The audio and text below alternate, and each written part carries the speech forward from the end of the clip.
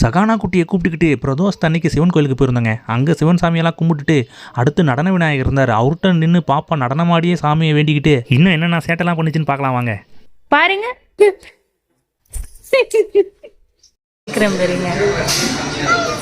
நீங்க காட்டுங்க அது மாதிரி கண்ணு காட்டலாமா? பரலையே மூக்கு பாப்பா எப்படி அப்படியே கையெடு அவர்தான் பயமா இருக்கு.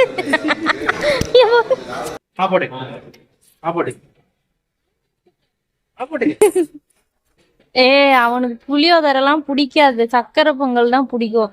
சக்கரை பொங்கல் வச்சிருக்கீங்களா? இனிப்பு பொங்கல் தானே பிடிக்கும் உனக்கு?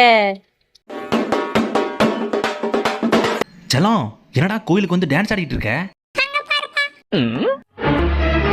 நடன விநாயகர் இருக்காரு.